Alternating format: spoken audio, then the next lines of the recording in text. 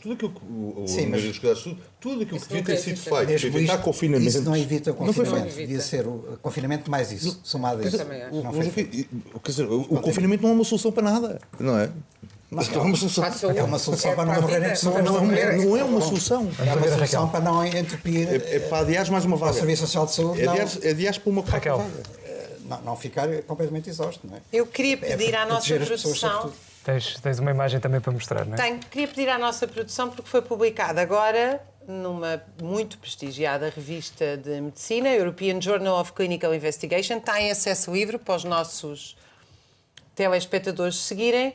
Isto é um artigo escrito pelo grupo da Universidade de Stanford, que é uma das melhores universidades do mundo, e que tem na coautoria o epidemiologista mais citado a nível mundial. Portanto, até hoje há um epidemiologista, Ioannis, que é o mais citado na sua área.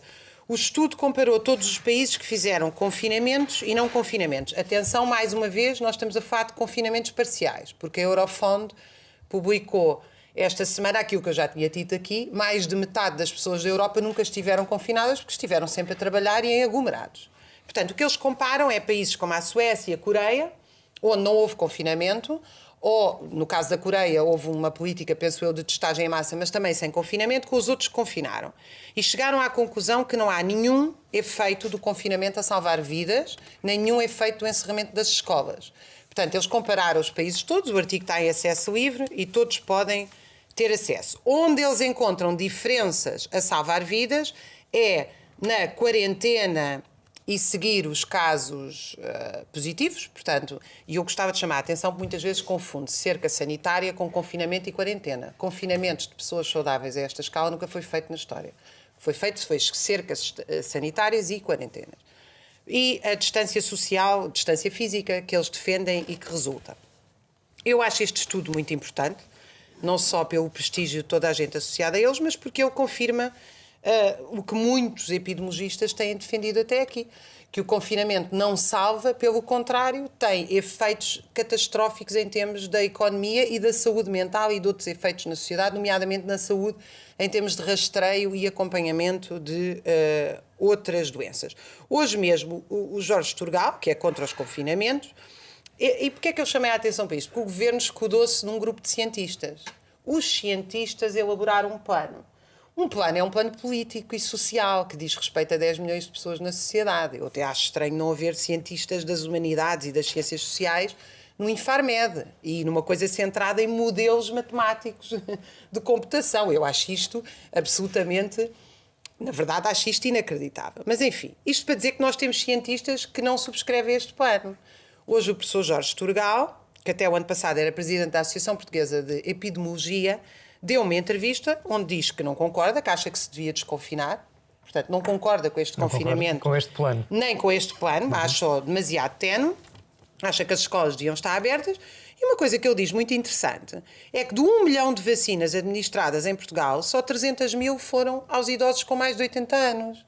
Quando é aí que está a taxa de morte significativa, já que abaixo dos 80 anos é de 0,1%.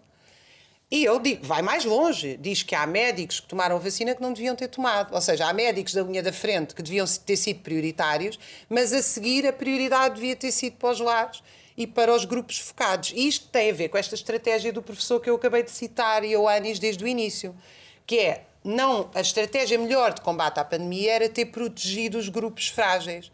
E segundo Jorge Turgal, isto não está a ser feito. Aliás, ainda hoje, 47% das pessoas com mais de 80 anos ainda não estão vacinadas. E ele diz uma coisa muito interessante. O governo está a ir atrás da pressão de corporações a vacinar pessoas que não são prioritárias, que aparecem a pedir a vacinação, e a vacinação está a sair de uma idade onde a taxa de mortalidade é muito alta e significativa, que é nas pessoas com mais de 80 anos, para pessoas que têm um risco baixíssimo. Portanto, eu gostaria de deixar isto também à consideração para o debate. Agora, eu quero entrar neste plano apresentado dos cientistas que António Costa escolheu para se aconselhar. Há pouco tempo, Marcelo Rebelo de Sousa disse que com menos de 2.000 internamentos desconfinamos o país. Depois passou para menos de 200 pessoas nas unidades de cuidados intensivos. Como os números estão a cair a olhos vistos, introduz-se um novo critério. E sabe o que é que diz o novo critério? Não tem em conta nem o número de internamentos, nem o número de mortes.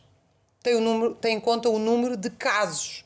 Ora, nós sabemos, isso é consensual, que casos não são... A esmagadora maioria das pessoas que aparecem positivas não têm qualquer sintoma, não estão doentes.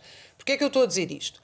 Eu posso ter 10 mil casos numa população jovem, adulta, saudável e não ter mortes, e posso ter 100 casos num lar e ter 20, 30, 40 ou 50 mortes. Portanto, o número de casos não pode ser o nosso critério para desconfinar ou confinar um país.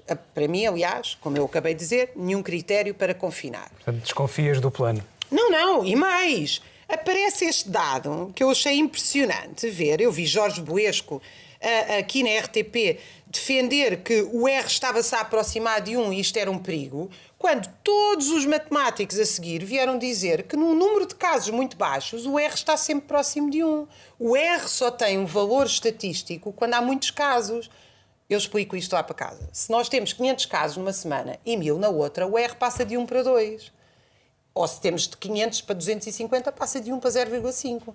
Isso não é estatisticamente relevante. O R é uma medição, chamemos assim, que só se usa quando há um crescimento exponencial, quando há um pico da doença. Portanto, este plano que o Governo nos apresentou, de facto, o que nos diz é que o Governo passa arbitrariamente, quando lhe dá na cabeça, fechar-nos ou não nos fechar, colocar-nos em prisão domiciliária, que é, na verdade, a situação em que nós estamos há quase um ano e com os nossos direitos e liberdades e garantias suspensos. Tudo quando o que devia ser feito eram 3 coisas. E, aliás, há muita contestação, inclusive à própria ideia de testagem. Porque nós vamos testar em massa e se a prevalência da doença é baixa, nós vamos ter imensos falsos positivos. E vamos estar a mandar as pessoas para casa com imensos falsos positivos. Portanto, o critério... Não, eu volto a dizer, o critério tem que ser proteger os lares, vacinar as pessoas mais velhas, olhar efetivamente para a taxa de ocupação da UCI e de mortes, coisa que não está neste plano apresentado pelo Governo. É essa taxa que nós temos que olhar. Obviamente, reforçar o SNS, coisa que não foi feita. O SNS perdeu quase 1000 médicos este ano e não foram repostos. Portanto, aquilo que era achatar a curva não foi resolvido e temos que ter uma estratégia focada de proteger os mais velhos. E temos que garantir, que não está nada garantido, que a democracia volta a Portugal. Hoje isso está garantido. É porque tudo isto começou para achatar uma curva 15 dias. O golpe de Estado em Portugal? Não, Joaquim, essa tem piada, mas não tem qualquer impacto com a realidade. As medidas antidemocráticas vão sendo paulatinamente colocadas em cima da mesa. Nós temos suspensão... Não, nós temos suspensão dos direitos constitucionais. Não há nenhum golpe de Estado, é o próprio Estado a fazer isto, portanto não há nenhum golpe. Nós temos suspensão de direitos constitucionais que não passam por decretos-leis da Assembleia da República. Nós temos abusos policiais evidentes. Nós temos o nosso direito de circulação está impedido por coisas básicas. Quer dizer, eu posso ir ao supermercado atulhado de gente, onde não há ventilação natural, mas não posso ir visitar o meu familiar porque mora num concelho ao lado. É evidente que os direitos democráticos são suspensos. E a minha pergunta é, quantas pessoas é que não estão a habituar-se a este paternalismo, a esta forma de bonapartismo, em que o Estado arbitrariamente suspende direitos, supostamente para nos salvar a vida. Coisa que, aliás, não tem feito. Acompanhar os resultados deste plano semana a semana, e o próprio Primeiro-Ministro já disse que pode ser reajustado uma vez e outra.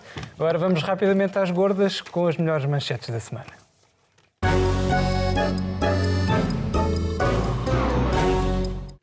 E começamos pela Raquel, que quer falar precisamente sobre saúde mental. Já aventaste esse tema na tua intervenção. Quero falar porque a ONU publicou na sua página um estudo feito sobre os jovens em confinamento durante a pandemia. 330 milhões. Salientando o seguinte, metade das doenças mentais desenvolvem-se antes dos 15 anos e a maioria das 800 mil pessoas que se suicidam todos os anos têm menos de 18. Salienta ainda neste estudo, que é um estudo dirigido à juventude durante o confinamento, está na página da ONU, podem ter acesso, que muitas crianças foram deixadas com medo, sozinhas, ansiosas e com medo do futuro, e que aumentou significativamente o risco de violência doméstica, abuso sexual e condições de vida degradadas. Porquê é que eu quero chamar a atenção para isto? Porque a mim parece-me com uma ligeireza enorme terem reaberto as escolas para os pequeninos e continuarem a deixar os adolescentes presos em casa. Porquê é que eu chamo a atenção? Porque ter uma criança em casa impossibilita-nos de trabalhar. E é isso que o Governo quer que as pessoas voltem a trabalhar as que puderem. Mas um adolescente pode continuar em casa e estar 14 horas enfiado dentro de um ecrã a deprimir-se, que isso não impede os pais de irem trabalhar. Os pais vão trabalhar e ele vai ficar sozinho no ecrã. Por isso, eu acho que a abertura das escolas é absolutamente fundamental e acho que nós estamos a entrar, acho não, está publicado, numa epidemia gravíssima de saúde mental nos adolescentes, que é que uma visão humanista da sociedade não pode permitir isto. Quer dizer, nós temos milhões de jovens encerrados em casa, agarrados a um ecrã, com risco de saúde gravíssimo. Alguma coisa tem que ser feita em relação a isto, nomeadamente abrir as escolas. Então, alerta, Joaquim, Casa Real Britânica. Um tema um bocado diferente, que é para desanuviar um pouco. Sim.